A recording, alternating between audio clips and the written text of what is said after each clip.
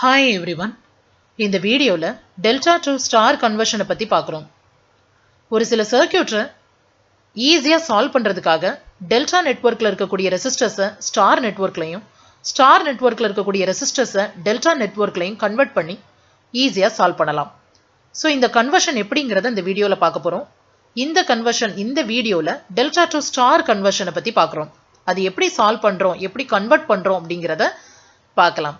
First delta network அப்படின்னு பார்க்கும்போது ஒரு ட்ரையாங்கிள் ஷேப்ல உங்களோட ரெசிஸ்டர்ஸை கனெக்ட் பண்றதுக்கு பேர் தான் டெல்டா நெட்வொர்க். அதாவது 3 ரெசிஸ்டர்ஸ் எடுத்துக்கிறோம்.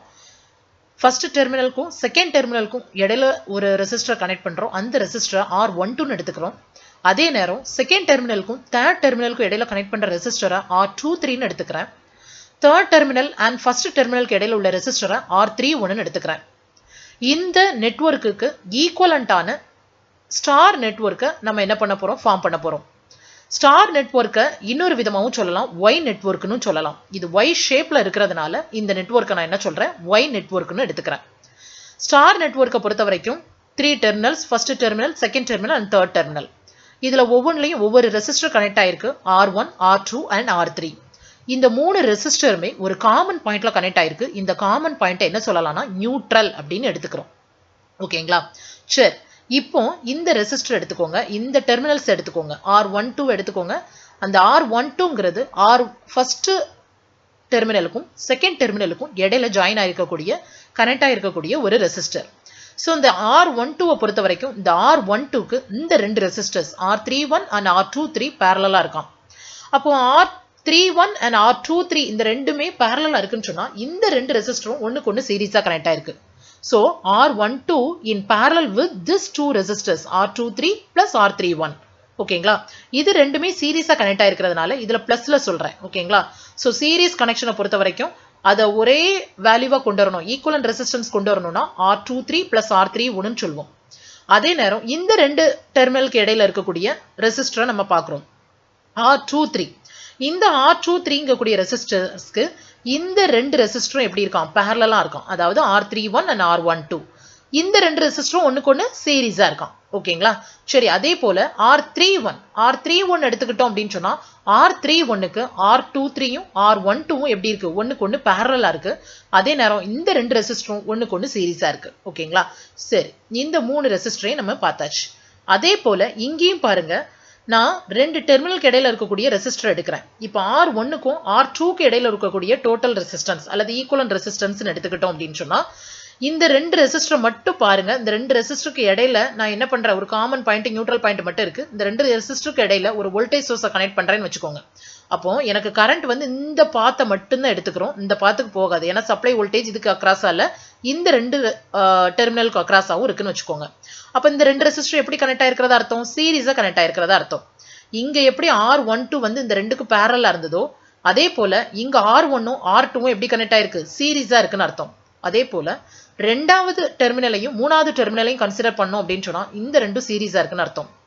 மூணாவது டெர்மினலையும் ஃபர்ஸ்ட் டெர்மினலையும் கன்சிடர் பண்ணோம் அப்படின்னு சொன்னா இந்த ரெண்டுக்கு இடையில உள்ள ஈக்குவலன்ட் ரெசிஸ்டன்ஸை நம்ம என்ன பண்ணுவோம், சீரிஸா எடுத்துக்கிடுவோம். ஓகேங்களா?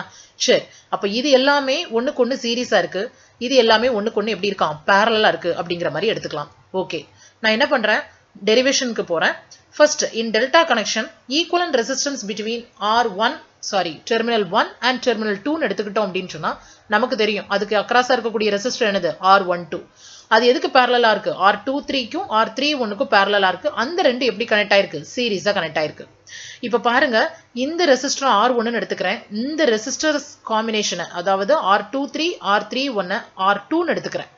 அப்போ இது ரெண்டும் ஒண்ணுக்கு ஒண்ணு பேரலா இருக்குன்னு சொல்லும்போது அதோட ஈக்குவலன்ட் ரெசிஸ்டன்ஸ் கண்டுபிடிக்கிற ஃபார்முலா என்னது, R1 into R2 divided by R1 plus R2 இல்லையா? சோ அதை அப்படியே அப்ளை பண்ணோம் அப்படின்னு சொன்னா இது R1 எடுத்துக்கிறங்க, இந்த ரெண்டு ரெசிஸ்டரை சேர்த்து R2 எடுத்துக்கோங்க. அப்போ இந்த ஃபார்முலாவை நம்ம இதுக்கு அப்ளை பண்ணோம்னா பேரலல் ஈக்குவலன்ட் ரெசிஸ்டன்ஸ் இன் பேரலல் கனெக்ஷன். ஓகேவா? அதுக்கு நம்ம என்ன ஃபார்முலா போடுவோம், இந்த ஃபார்முலா போடுவோம் இல்லையா, அதுல அப்ளை பண்ணுங்க. அப்ளை பண்ணோம்னா R12 into R23 plus R31 divided by R12 plus R23 plus R31 answer நமக்கு கிடைக்கும். in ஸ்டார் கனெக்ஷனை பொறுத்த வரைக்கும் ரெண்டு டெர்மினல், ஃபர்ஸ்ட் டெர்மினலுக்கும் செகண்ட் டெர்மினலுக்கு இடையில உள்ள ஈக்குவலன்ட் ரெசிஸ்டன்ஸ்னா நம்ம என்ன சொல்லுவோம், எப்பவுமே ஸ்டார் கனெக்ஷனை சீரிஸா எடுத்துக்கிடுவோம் இல்லையா? அப்போ R1 plus R2 எடுத்துக்கிறோம். ஓகேவா?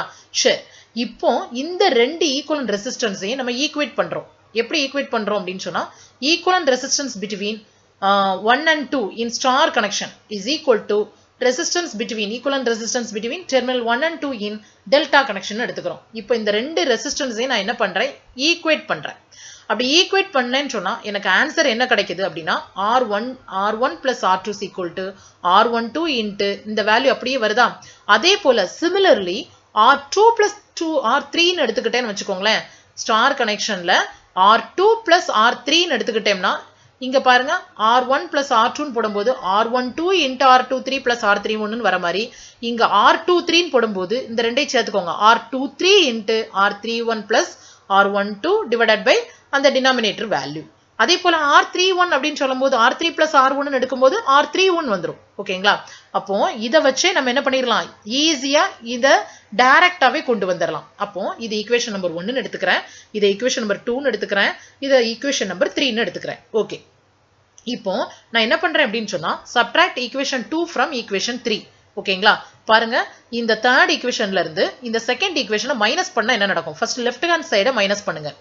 இங்கேயும் R3 இருக்கு, இங்கேயும் R3 இருக்கு. R3 ல இருந்து R3 மைனஸ் பண்ண இந்த ரெண்டு என்ன ஆயிரும், கேன்சல் ஆயிரும். இங்க R1 இருக்கு, இந்த ஈக்குவேஷன்ல இருந்து தான் இந்த ஈக்குவேஷனை நம்ம என்ன பண்றோம், சப்ட்ராக்ட் பண்றோம் இல்லையா, கழிக்கிறோம் இல்லையா. அப்போ இந்த ஈக்குவேஷன்ல இருந்து இந்த ஈக்குவேஷன் பார்க்கும்போது R3 மைனஸ் R3 கேன்சல் ஆயிரும், R1 மைனஸ் R2 வரும். ஓகேங்களா. அதை லெஃப்ட் ஹேண்ட் சைட்ல போட்டுடலாம், R1 மைனஸ் R2.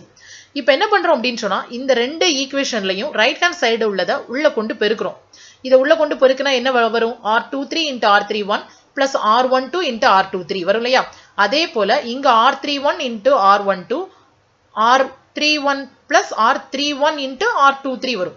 இப்போ என்ன பண்றோம், இந்த தேர்ட் ஈக்குவேஷன்ல இருந்து இந்த செகண்ட் ஈக்குவேஷனை ரைட் ஹேண்ட் சைடுல மைனஸ் பண்றோம் அப்படின்னு சொன்னா ஆன்சர் என்ன கிடைக்கும், இதை உள்ள கொண்டு பெருக்கும் போது ஃபர்ஸ்ட் எங்க வர, இது தேர்ட் ஈக்குவேஷன்ல உள்ள format R12 into R31 plus R23 into R31. இதுல இருந்து செகண்ட் ஈக்குவேஷனை கழிச்சோம் இல்லையா, செகண்ட் ஈக்குவேஷன்ல என்ன வரும், R23 into R31 மைனஸ் பண்ணும்போது உள்ள கொண்டு போகும்போது எல்லாமே மைனஸ் ஆயிரும், minus R12 into R23 divided by அந்த டினாமினேட்டர் வேல்யூ காமன் வேல்யூங்கிறதுனால அது அப்படியே போட்டுடலாம். ஓகேங்களா. நீங்க வேணா தனித்தனியா எடுத்து எழுதி பாருங்க. இந்த ஈக்குவேஷன்ல தேர்ட் ஈக்குவேஷன் ரைட் ஹேண்ட் சைட்ல உள்ள அந்த தேர்ட் ஈக்குவேஷன்ல இருந்து செகண்ட் ஈக்குவேஷனை எப்படி மைனஸ் பண்றோம் அப்படிங்கறத தனித்தனியா எழுதி பார்த்தீங்கன்னா இந்த ஃபார்மேட்டுக்கு வந்துடும். மைனஸ்ங்கிறது காமன், இதை உள்ள கொண்டு போகும்போது ரெண்டு டேர்முக்குமே மைனஸ் வந்துடும். இப்ப பாருங்க இந்த R23 R31 இந்த R23 R31 என்ன ஆயிரும், கேன்சல் ஆயிரும். இது பிளஸ்ல இருக்கு மைனஸ்ல இருக்கு, ரெண்டு ஒரே வேல்யூ கேன்சல் ஆயிரும். அப்போ உள்ள எது மட்டும் தான் இருக்கும், R12 ரெண்டுலயும் R12 காமனா இருக்கு, வெளியில எடுத்துடலாம். R31 மைனஸ் R23 எடுத்துக்கலாமா. ஓகே, இதே இந்த ஃபார்மேட்டுக்கு வந்துட்டு. ஓகேங்களா. இதை ஈக்குவேஷன் நம்பர் 4 எடுத்துக்கிறேன். இப்போ இந்த ஈக்குவேஷன் நம்பர் 4ஐயும் ஈக்குவேஷன் நம்பர் 1ஐயும் ஆட் பண்ணுதேன். அப்படி ஆட் பண்ணா என்ன நடக்கும், இது ஈக்குவேஷன் நம்பர் 1 நம்ம எடுத்துக்கிட்ட ஈக்குவேஷன், அதை எடுத்து எழுதியிருக்கேன். ஸோ இப்போ பாருங்க இந்த ரெண்டு ஈக்குவேஷனையும் நம்ம ஆட் பண்றோம். இப்போ லெஃப்ட் ஹேண்ட் சைடு ஆட் பண்றோம்னு வச்சுக்கோங்களேன், இங்க மைனஸ் R2 இருக்கு, இங்க பிளஸ் R2 இருக்கு, ரெண்டு என்ன ஆயிரும், கேன்சல் ஆயிரும். ஓகேங்களா. ஆட் பண்ணும்போது மைனஸ் பிளஸ் என்ன ஆயிரும், கேன்சல் ஆயிரும். அதே நேரம் இங்க ஒரு R1 இருக்கு, இங்க ஒரு R1 இருக்கு, ஆட் தானே பண்றோம். அப்ப என்ன ஆன்சர் வரும், 2R1 is equal to, இப்போ என்ன பண்றீங்க அப்படின்னு சொன்னா இது ரெண்டு காமன் டேர்ம்ல இருக்கு, R12 plus R23 plus R31, இங்கேயும் R12 plus R23 plus R31. அப்போ காமன் டேர்ம் அப்படியே எடுத்து எழுதுறீங்க ரைட் ஹேண்ட் சைட்ல. அதே நேரம் இந்த டேர்ம், அதாவது நியூமரேட்டர்ல இருக்கக்கூடிய இந்த ரெண்டு டேர்மையும் நம்ம இப்போ என்ன பண்ணணும், ஆட் பண்ணணும். அப்படி ஆட் பண்ணும்போது என்ன நடக்கும், பின்னங்கள் அப்படிதான் பண்ணுவோம் இல்லையா. ஸோ டினாமினேட்டர்ல காமனா இருக்கு அப்படின்னு சொல்லலாம், ஆட் பண்ணும்போது அந்த காமன் டேர்ம் அப்படியே எழுதிடுவோம். மேல இருக்கக்கூடிய நியூமரேட்டரை தான் நம்ம என்ன பண்ணுவோம், ஆட் பண்ணுவோம். ஸோ நியூமரேட்டர் ஆட் பண்ணுங்க, ஆட் பண்ணா என்ன நடக்கும், உள்ள கொண்டு இதே மாதிரி பெருக்கிட்டு ஆட் பண்ணுங்க. அப்படி ஆட் பண்ணீங்கன்னு சொன்னா R12 R23 டேர்ம் இங்கேயும் R12 R23 டேர்ம் வரும். ஸோ இந்த பிளஸ் டேர்மும் இந்த மைனஸ் டேர்மும் கேன்சல் ஆயிரும். ஸோ கேன்சல் ஆனது போக மீதி என்ன இருக்கும், R12 R31ங்கிற டேர்ம் ரெண்டு டைம் இருக்கும், பிளஸ் R12 plus R31 ரெண்டு டைம் இருக்கிறதுனால இதை 2R12 R31ங்கிற மாதிரி எடுத்துக்கிறேன்.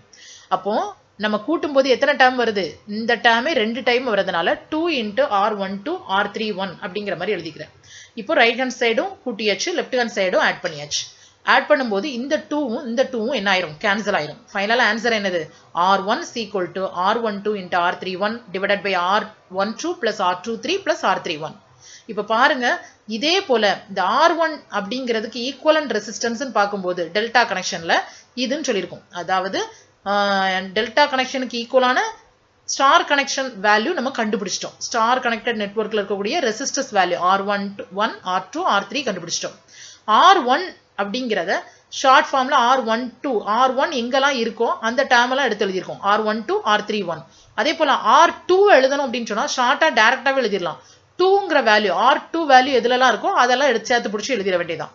R23 R12 into R23 into R12 divided by R12 plus R23 plus R31. அதே போலதான். இப்ப பாருங்க இந்த R2 டேர்ம் இந்த ரெண்டு இதுலயும் இருக்கிற மாதிரி எழுதணும். அதே மாதிரி R3ங்கிறது எந்த டேர்ம்லலாம் இருக்கு? R31ல இருக்கும், R23ல இருக்கும், R12 எழுதக்கூடாது இதுல. ஓகேங்களா? இதான் அதோட shortcut. divided by R12 plus R23 plus R31. அப்போ நம்ம டெல்டா கனெக்டட் நெட்வொர்க்ல இருக்கக்கூடிய ரெசிஸ்டர்ஸ்க்கு ஈக்குவலண்டான ஸ்டார் கனெக்டட் நெட்வொர்க் ரெசிஸ்டர்ஸை கனெக்ட் பண்ணியா, அதாவது கண்டுபிடிச்சாச்சு. ஓகேங்களா? டெல்டா கனெக்ஷன்ல இருக்கக்கூடிய ரெசிஸ்டர்ஸ்க்கு ஈக்குவலண்டான ஸ்டார் கனெக்டட் நெட்வொர்க்ல இருக்கக்கூடிய ரெசிஸ்டர்ஸோட வேல்யூவை நம்ம கண்டுபிடிச்சாச்சு. R1, R2, R3. அப்போ ஈக்குவலன்ட் ஸ்டார் கனெக்ஷன் வேல்யூஸ் நமக்கு தெரிஞ்சு போச்சு. இப்போ இதை வச்சு நம்ம என்ன பண்ணலாம்? ஒரு சம் சால்வ் பண்ணலாம். நம்ம வந்து எப்பவுமே அந்த வேல்யூவை மனப்பாடமா வச்சுக்கணும். ஓகேங்களா? ஸோ R1 அப்படிங்கிறது R12 into R31. இதை ஷார்ட்டாவே நம்ம என்ன பண்ணிக்கலாம்? R1 வேல்யூ எதுலலாம் வருது, அந்த 1ங்கிற டேர்ம் எதுலலாம் வருதோ இன்டூ டிவைடட் பை கீழே வந்து R12 plus R23 plus R31. அவ்வளோ ரெசிஸ்டர்ஸை என்ன பண்ணிட வேண்டியதான்? கூட்டிட வேண்டியதான். இப்போ நம்ம என்ன பண்ணிடுறோம்? ஒரு எக்ஸாம்பிள் சம் செய்ய போறோம். Find the star resistance for given டெல்டான்னு கொடுத்துருக்காங்க. இப்போ நமக்கு டெல்டா கனெக்ஷன்ல ஒரு நெட்வொர்க் கொடுத்துருக்காங்க. அதுல 3 ரெசிஸ்டர் வேல்யூ கொடுத்துருக்காங்க. R12, R23, R31 கொடுத்துட்டாங்க. இப்போ இதுக்கு ஈக்குவலண்டான ரெசிஸ்டன்ஸ் ஸ்டார் கனெக்டட் நெட்வொர்க் கண்டுபிடிச்சிடலாமா? ஈஸியா கண்டுபிடிச்சிடலாமா? இல்ல ரெசிஸ்டன்ஸ் ஃபுல்லா எடுத்து எழுதுங்க. R12 வேல்யூ என்ன, R23 வேல்யூ என்ன, R31 வேல்யூ என்ன எடுத்து எழுதியாச்சு. இப்போ R1, R2, R3 ஃபார்முலாவை அப்படியே அப்ளை பண்ணுங்க. ஓகேங்களா? நான் வந்து ஏற்கனவே உங்களுக்கு சொல்லி தந்திருக்கேன் எப்படி வந்து ஈஸியா ஷார்ட் ஃபார்மா நம்ம அதை புரிஞ்சுக்கிறது அந்த வேல்யூவை அப்படிங்கிறத. ஸோ நீங்க என்ன பண்ணுங்க, அந்த வேல்யூவை அப்படியே அப்ளை பண்ணுங்க. ஓகேங்களா? R12ஓட வேல்யூ 90, R31ஓட வேல்யூ 60. இதை அப்படியே அப்ளை பண்ணி கால்குலேட்டர்ல போட்டோம் அப்படின்னு சொன்னா R1, R2, R3 வேல்யூ கிடைச்சிரும். ஓகேங்களா? நம்ம வந்து கால்குலேட்டர்ல பண்ற பெரிய தப்பு நியூமரேட்டர் அண்ட் டினாமினேட்டரை கரெக்டா பிராக்கெட் போட்டு தெளிவுபடுத்தணும். முதல்ல நியூமரேட்டரை சால்வ் பண்ணிட்டு அதுக்கப்புறம் டினாமினேட்டரை சால்வ் பண்ணுங்க, ஆன்சர் கரெக்டா வரும். ஓகேவா? சரி, இப்போ நம்ம R1, R2, R3 கண்டுபிடிச்சாச்சு. இதை நம்ம என்ன பண்ண வேண்டியதான்? ஸ்டார் நெட்வொர்க்ல அப்ளை பண்ணிட வேண்டியதான். ஸோ இப்படி கண்டுபிடிச்சிங்க அப்படின்னு சொன்னா இப்படி டைரக்டாவே ஒரு 3 மார்க்ஸ் கொஸ்டின்ல கேட்கலாம். ஸோ டேட்டாவை கொடுத்துருவாங்க, நீங்க ஈக்குவலண்டான ஸ்டார் கண்டுபிடிங்க அப்படின்னு சொன்னா ஸ்டார் கண்டுபிடிச்சு அதில் அப்ளை பண்ணிட்டோம் அப்படின்னு சொன்னா ஈஸியா நமக்கு 3 மார்க் கொஸ்டின் 3 மார்க்ஸ் நமக்கு கிடைச்சிடும். ஓகேங்களா? Thank you students.